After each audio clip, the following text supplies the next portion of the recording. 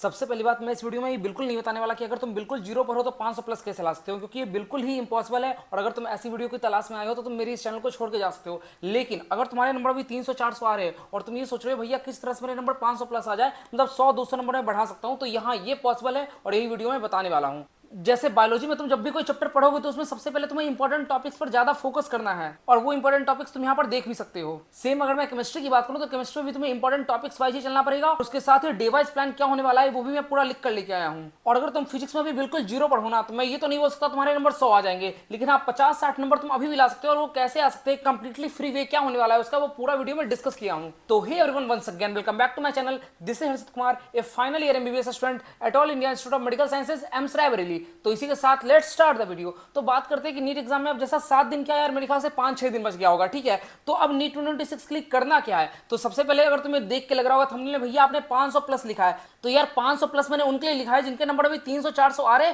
और वो अपने 100-150 नंबर बढ़ाने की कोशिश कर रहे। तो देखो यार ये पॉसिबल होता है। लेकिन अगर तुम मेरे से पूछोगे भैया मेरे नंबर बस जीरो है, मैं बिल्कुल जीरो से स्टार्ट कर रहा हूं, मुझे कुछ नहीं आता, तब 500 आ सकते हैं यार, तब तो ऑफकोर्स बिल्कुल भी नहीं आने वाले। मैं लिख के दे सकता हूं, तुम किसी की वीडियो देख लो, वो कभी नहीं पॉसिबल हो सकता। हाँ तुम 100 से 200 250 तक इतना जा सकते हो, और वो कैसे जा सकते हो वही वीडियो में बताने वाला हूं। और सबसे फर्स्ट पॉइंट मैं ये बताना चाहूंगा कि don't panic at this time, क्योंकि तुम लोग के सामने भी ऐसा लग रहा है कि भैया एनटीए ने ट्वीट कर दिया कि नीट का पेपर बहुत टफ आएगा, इस कारण से कोचिंग वाले बहुत ज्यादा टफ क्वेश्चन बना रहे, अब मेरे को क्वेश्चन सॉल्व होते नहीं, मेरे मार्क्स भी आ नहीं रहे, तो क्या नीट 2026 बहुत ज्यादा टफ आने वाला है क्या, और ये एनटीए हमें ओपन चैलेंज दे रहा है क्या। तुम्हें बहुत ज्यादा भी ऐसा डर लग रहा होगा और पूरे मार्केट में भी ऐसा डर बनाया गया है, इसलिए मैंने इसके ऊपर वीडियो अपलोड नहीं करी। मैं सोच रहा था करूं ना करूं करूं ना करूं, क्योंकि मुझे लग रहा था इससे तुम लोग और ज्यादा डर जाओगे, समझ रहे हो। लेकिन ऐसा कुछ नहीं होने वाला। अगर पेपर टफ आया तो यार सब क्लियर आएगा, कट ऑफ फिर से कम जाएगी, तो परेशान क्यों होने का है। लास्ट टाइम पर पैनिक करोगे तो उससे तुम्हारी पढ़ाई नहीं हो पाएगी, और जब पढ़ाई नहीं होगी तो फिर नंबर नहीं आएंगे, समझ रहे हो इस बात को। तो डर लग रहा है क्या सिलेक्शन हो पाएगा, ये सबके माइंड में चल रहा है, ऐसा नहीं है कि बस तुम्हारे माइंड में चल रहा है।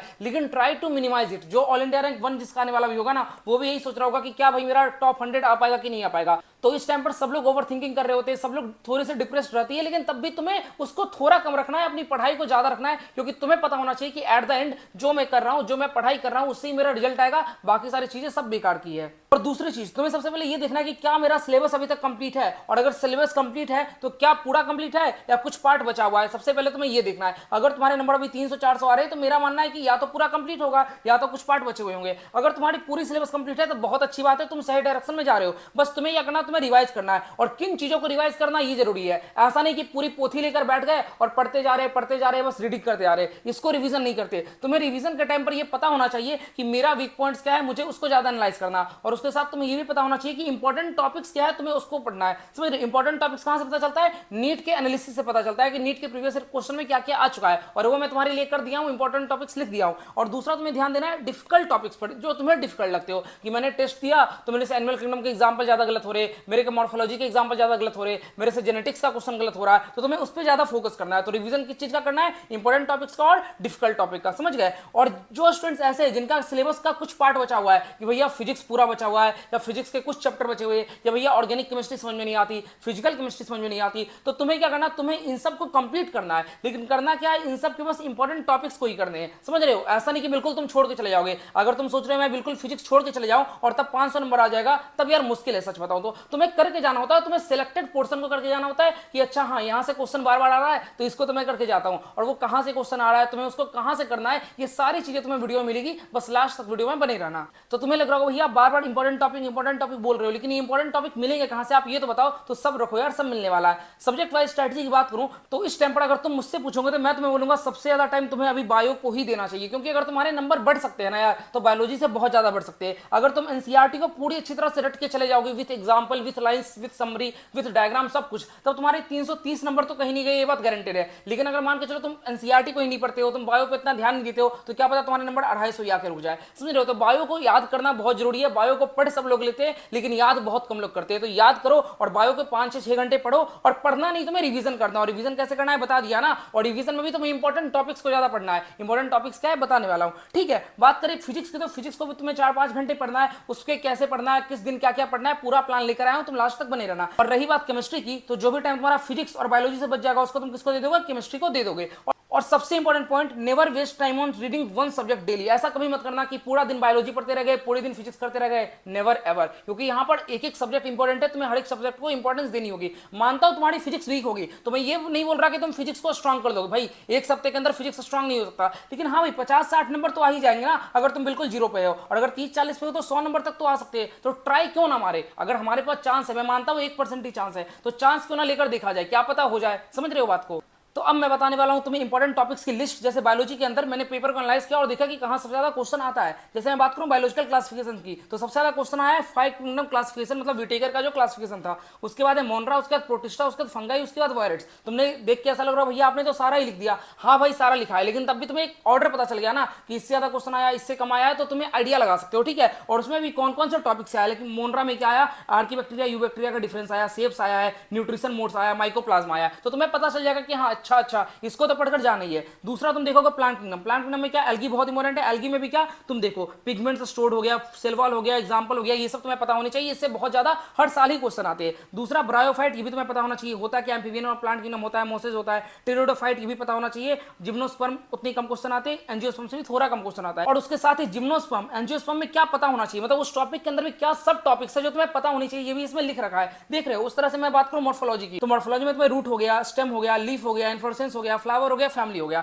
ये सब लिख रखा है। लेकिन उसमें भी किससे ज्यादा क्वेश्चन आते हैं, जैसे रूट में मॉडिफिकेशन हो गया, तुम्हारा निमेटोफोर्स हो गया, इससे क्वेश्चन आता है। स्टेम की बात करें तो राइजोम, बल्ब, कॉर्न, ट्यूबर, इससे क्वेश्चन आता है। लीफ में सिंपल कंपाउंड से आता है, इन्फ्लोरेसेंस में रिस्मोस, साइमोस से आता है। देख रहे हो ना, सब कुछ इसमें मेंशन लिख रखा है। उस तरह से हम बात करते हैं एक और चैप्टर की, लाइक बायोमोलिक्यूल्स। बायोमोलिक्यूल्स में कहां क्वेश्चन आते हैं, एंजाइम काइनेटिक्स से क्वेश्चन आते हैं। एंजाइम का जो पूरा ग्राफ है, एंजाइम के पूरे जो टाइप्स है वहां से, उसके बाद प्रोटीन से आता है, अमीनो एसिड का स्ट्रक्चर हो गया, पेप्टाइड हो गया, अल्फा हेलिक्स, बीटा शीट, उसके बाद तुम्हारा न्यूक्लिक एसिड, डीएनए, आरएनए का डिफरेंस आता है। उसके बाद तुम्हारा कार्बोहाइड्रेट हो गया, मोनोसैकेराइड, पॉलीसैकेराइड, मतलब ये सारे टॉपिक्स तुम्हारे इंपॉर्टेंट है। मैंने इसे लिस्ट बना दी है और सारे चैप्टर की बना दी है। और अगर तुम्हें पूरे चैप्टर की लिस्ट चाहिए तो तुम्हें बस कुछ नहीं करना, ये तुम्हें कंप्लीटली फ्री मिल जाने वाली है। बस जाना मेरे टेलीग्राम चैनल को ज्वाइन कर लेना, टेलीग्राम चैनल का लिंक मैंने डिस्क्रिप्शन में दे रखा है, ठीक है। बात करने वाले कि डे वाइज प्लान होना क्या चाहिए बायोलॉजी के अंदर। तो अभी मैं मानता हूं तुम्हारे पास अप्रॉक्स 5 दिन बचा है, मैं 7 दिन मान ही नहीं रहा, क्योंकि देखो यार लास्ट के दिन तो कोई पढ़ता नहीं है, नीट एक दिन पहले तो कोई नहीं पढ़ने वाला, तो मैं 5 दिन लेके चल रहा हूं। तो पहले दूसरे दिन तुम्हें क्या करना, सारे रट्टाफिकेशन वाले चैप्टर बायोलॉजी कर लेने, जैसे प्लांट किंगडम कर लेना, एनिमल किंगडम कर लेना, मॉर्फोलॉजी कर लेना, एनाटॉमी कर लेना, इवोल्यूशन कर लेना, जितने रट्टाफिकेशन वाले चैप्टर है सारे कर लेने।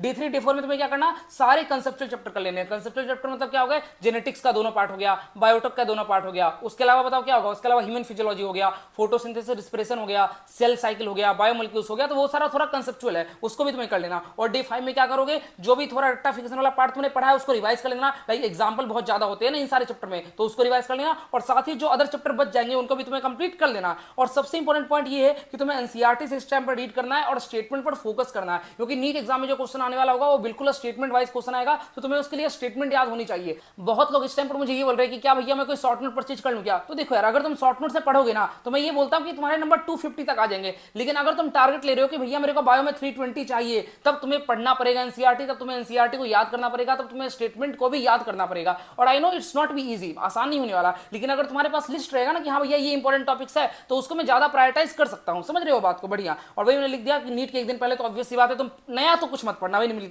वही मैंने लिखा है कि डोंट स्टडी एनीथिंग न्यू। तुम रिवाइज कर सकते हो, लेकिन ये नहीं कि कुछ नया चैप्टर खोल के बैठ गए, ये तो ब्लंडर है, ठीक है। और स्पेशल फोकस तुम्हें किस पे करना है, सारे एग्जांपल पकड़ने की। एनसीईआरटी में जितने एग्जांपल दे रखे, उसके अलावा कोई डाटा दे रखा है कि कुछ वैल्यूज होती है ना, वो वैल्यू से भी क्वेश्चन आते हैं। उसके अलावा टेबल्स जहां बने रहते हैं उससे क्वेश्चन आते हैं। उसके अलावा साइंटिस्ट के नाम से क्वेश्चन आते हैं। और इन सब का मैंने एक कंबाइंड पीडीएफ बना दिया है। और अगर तुम्हें ये भी चाहिए तो तुम मेरे टेलीग्राम चैनल को ज्वाइन कर सकते हो, मैंने वहां पर सब कुछ कंप्लीटली फ्री कर दिया है तुम्हारे लिए, ताकि तुम लोग को लास्ट टाइम पर ये ढूंढना ना पड़े कि डाटा में कहां से देखूं, साइंटिस्ट नाम कहां से देखूं, एग्जाम्पल कहां से देखूं। तुम्हें सब कुछ जब एक जगह मिल जाएगा ना, तो तुम चाहोगे तो प्रिंट आउट भी करा कर उसको पढ़ सकते हो, ठीक है। अब मैं बात करने वाला हूं केमिस्ट्री के, कि केमिस्ट्री के भी इस तरह से 80 इंपॉर्टेंट टॉपिक्स जो मैंने बनाए हैं वो क्या क्या है। देखो बात करता हूं मैं चैप्टर वाइज। पहला है तुम्हारा मोल कंसेप्ट। मोल कंसेप्ट में तुम्हें मोल कंसेप्ट में बेसिक मोल मोलैरिटी आनी चाहिए। उसके बाद तुम्हें क्या, स्टोइकियोमेट्री, लिमिटिंग रिएजेंट आना चाहिए, जो कि मैंने पढ़ाया भी है। अगर तुम्हें नहीं पता तो मैं केमिस्ट्री पढ़ा रहा हूं और केमिस्ट्री के सारे इंपॉर्टेंट टॉपिक्स करवा रहा हूं विद थ्योरी एंड पीवाईक्यू, की अगर तुम थ्योरी पढ़ लो उसके बाद क्वेश्चन सॉल्व करवा देता हूं, जिससे तुम एग्जाम में कम से कम 100-120 नंबर तो स्कोर करके आ जाओ। तीसरा टॉपिक है तुम्हारा इंपेरिकल एंड मॉलिक्यूलर फॉर्मूला। और बात करते हैं हम एटॉमिक स्ट्रक्चर की, तो एटॉमिक स्ट्रक्चर में सबसे ज्यादा मोस्ट इंपॉर्टेंट टॉपिक है तुम्हारा बोहर मॉडल। उसके बाद है तुम्हारा क्वांटम नंबर, उसके बाद है तुम्हारा इलेक्ट्रॉनिक कॉन्फ़िगरेशन, जिससे उतना ज्यादा क्वेश्चन नहीं आता,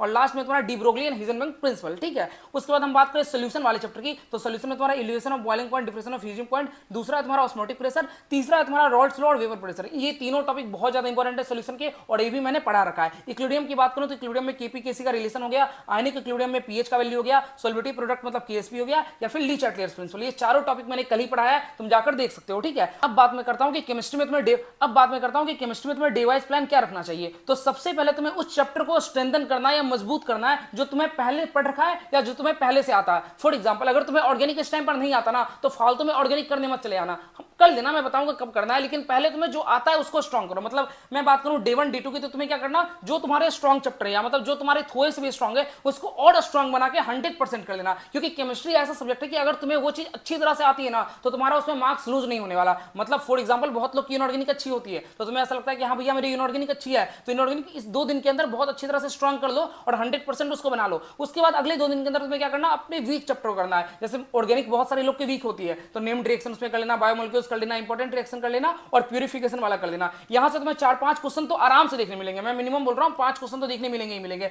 तो अगर ऑर्गेनिक किसी की वीक है तो एटलीस्ट इतना तो कर लेना, ताकि ऑर्गेनिक में भी 5-6 क्वेश्चन तो सही हो जाए। ठीक है, उसके अलावा तुम फिजिकल केमिस्ट्री कुछ यहां पढ़ सकते हो और कुछ वहां पढ़ सकते हो, डिपेंडिंग ऑन की कौन सा चैप्टर स्ट्रॉन्ग है कौन सा वीक है। अगर तुम्हारा फिजिकल में जैसे इक्विलिब्रियम वीक है तो इस टाइम पर कर लेना, और जो चैप्टर स्ट्रॉन्ग है उसको तुम डे 1 डे 2 में कर लेना, और डे 5 में तुम्हें क्या करना, सब कुछ को रिवीजन करना है, क्योंकि रिवीजन करना बहुत जरूरी है। ऐसा नहीं कि तुम्हारा 3 तारीख को नीट का एग्जाम है और तुम 2 तारीख को पढ़ते जा रहे हो, ऐसा तो बिल्कुल नहीं करना। ठीक है, और सबसे ज्यादा इंपॉर्टेंट बात, किसी भी चैप्टर को स्टार्ट करने से पहले तुम्हें क्या करना, इंपॉर्टेंट टॉपिक की लिस्ट को देखनी है, जो मैंने बता रखा है ना कि इस चैप्टर में ये इंपॉर्टेंट है, तो तुम्हें उसको तो ज्यादा प्रायोरिटाइज करना है। कि अगर तुम फॉर्मूला भी रिवाइज कर रहे हो तो तुम्हें क्लिक करना चाहिए, हाँ भैया ने बोला था सोल्यूशन में boiling point, freezing point important है, ऑस्मोटिक प्रेशर इंपॉर्टेंट है, और रॉल्स लॉ इंपॉर्टेंट है, तो इसको तो अच्छी तरह से देख के जाना है। समझ रहे हो, तो इंपॉर्टेंट टॉपिक्स को देखो, उसके बाद चैप्टर स्टार्ट करो और उस पर ज्यादा फोकस करो, ताकि तुम्हें पता रहेगा ना कि अच्छा हाँ ये भैया ने बताया था ये इंपॉर्टेंट है, तो इस पर ज्यादा ध्यान देना है। समझ गए बात को। और जो भी मैंने इंपॉर्टेंट टॉपिक्स बताए हैं फिजिकल और इनऑर्गेनिक केमिस्ट्री के, वो सारे मैं फ्री में टीच कर रहा हूं अपने यूट्यूब चैनल के ऊपर, और बहुत सारे लोग उसको देख भी रहे हैं, बहुत सारे लोग का बेनिफिट भी हो रहा है। मैं कमेंट्स यहां पर लगा दूंगा, तुम देख सकते हो। तो अगर तुम्हें भी देखना है, तुम्हारी भी केमिस्ट्री वीक है, तो तुम जाकर देख सकते हो। केमिस्ट्री सीरीज बिल्कुल फ्री में लॉन्च कर दी है,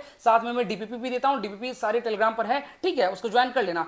अब हम बात करने वाले लास्टली फिजिक्स के बारे में, क्योंकि फिजिक्स में बहुत ज्यादा लोगों को डर लगता है और फिजिक्स में नंबर नहीं आ रहे होंगे। मुझे पता है अगर तुम्हारे नंबर 300-400 आ रहे हैं ना, तो फिजिक्स में मुश्किल से तुम्हारे नंबर या तो 30-40 आ रहे होंगे या तो बिल्कुल भी नहीं आ रहे होंगे। I know everything. तो करना क्या है तुम्हें, ये सब मैं तुम्हें बताने वाला हूं, और इसमें भी तुम्हें इंपॉर्टेंट टॉपिक्स को ज्यादा ध्यान देना है। जैसे यूनिट डायमेंशन को ऑब्वियसली ध्यान देना है, बहुत ज्यादा इंपॉर्टेंट है, बहुत छोटा चैप्टर है। उसमें भी कौन सा टॉपिक तुम्हारा डायमेंशन एनालिसिस, इरर वाला हो गया, इंस्ट्रूमेंट हो गया, और उसके बाद derive physical quantity by assuming fundamental quantity, इससे भी क्वेश्चन आ जाता है। दूसरे chapter like laws of motion की बात करूं तो फ्रिक्शन हो गया, सर्कुलर डायनेमिक्स हो गया, और स्यूडो फोर्स हो गया। वर्क एनर्जी पावर की बात करो तो वर्क एनर्जी थ्योरम, उसके बाद मैकेनिकल एनर्जी थ्योरम, उसके बाद पावर कोलिजन, ये सब आने चाहिए। इसमें भी देखो मैंने डिवाइड कर रखा है कौन सा मस्ट टू डू है, कौन सा हाई है, कौन सा मॉडरेट है, ताकि तुम्हें पता चल सके कि अच्छा भैया ये वाला जो मस्ट टू डू है इसको तो करके जाना ही क्या जाना है, हाई वाले को भी करके जाना है, और जो मॉडरेट है उसको शायद निगलेक्ट किया जा सकता है या फिर उसको कम फोकस से पढ़ सकते हैं। बात करें दूसरे चैप्टर की, जैसे काइनेमेटिक्स हो गया, तो इसमें तुम्हें वेक्टर करना है, रेनमैन प्रॉब्लम हो गया, रिवरमैन प्रॉब्लम हो गया, रिवर बोट प्रॉब्लम हो गया, बेसिक क्वेश्चन प्रोजेक्टाइल हो गया, ये सारी चीजें करनी है। इसमें भी तुम्हारा प्रोजेक्टाइल हो गया और रिवरमैन प्रॉब्लम हो गया, ये मस्ट टू डू टॉपिक है, मतलब ये बहुत ज्यादा इंपॉर्टेंट है। सेम अगर तुम देखोगे ग्रेविटेशन में, तो मस्ट डू टॉपिक कौन से है तुम्हारे, एक तुम्हारा वेरिएशन ऑफ जी जो बहुत ज्यादा ही इंपॉर्टेंट है, और दूसरा है तुम्हारा केपलर्स मोशन और सैटेलाइट मोशन, इससे भी क्वेश्चन आते हैं। उसके अलावा तुम्हारा एनर्जी और ऑर्बिटल वेलोसिटी है, और क्या है तुम्हारा एस्केप वेलोसिटी है। तो ये चारों टॉपिक इंपॉर्टेंट है, और इस तरह से अगर तुम्हें सारे इंपॉर्टेंट टॉपिक्स की लिस्ट चाहिए चैप्टर वाइज, तो तुम मेरा टेलीग्राम चैनल ज्वाइन कर लेना, ठीक है ना। अब हम बात करते हैं अगर तुम फिजिक्स में बिल्कुल जीरो पढ़ो कि भैया मुझे फिजिक्स में लिटरली कुछ नहीं आता, मेरे फिजिक्स मैंने कभी पढ़ी ही नहीं, या बहुत ज्यादा डर लगता था इस कारण से मैंने कभी नहीं पढ़ पाया फिजिक्स, तो इस टाइम पर तुम्हें क्या करना, मोस्ट इंपॉर्टेंट 25 टॉपिक्स करने हैं, ठीक है। और मैं ये बिल्कुल नहीं बोलने वाला तुम्हें कि तुम इस 25 टॉपिक को करोगे तो तुम्हारे नंबर 100 आ जाएंगे, नहीं आ सकते भाई। बहुत लोग ऐसे यूट्यूब पे वीडियो बना रहे कि इन 25 टॉपिक को कर लो और 100 नंबर आ जाएंगे। मैं क्लियरली बोल रहा हूं 100 नहीं आने वाले, क्योंकि ऐसा कभी नहीं होता कि 25 टॉपिक के 2500 टॉपिक से क्वेश्चन आ जाए, ऐसा नहीं होता यार। और अगर आ भी जाए तो इट्स नॉट नेसेसरी कि तुम सारे क्वेश्चन को सॉल्व कर दो, क्योंकि ये बात जरूरी नहीं है कि जिस टॉपिक को तुम प्रिपेयर करके जा रहे हो उससे सारे क्वेश्चन बन जाए। फॉर एग्जांपल अगर तुम वाईडीएससी को बहुत अच्छे से करके चले गए, तब भी वाईडीएससी से कोई कॉम्प्लेक्स क्वेश्चन आ सकता है और तुम उसको सॉल्व नहीं कर पाओगे। तो मेरा मानना यही है कि अगर तुम मोस्ट इंपॉर्टेंट 25 टॉपिक्स को करोगे तो तुम्हारे 100 नंबर तो नहीं, लेकिन 60 नंबर तक तो आ ही जाएंगे, 50-60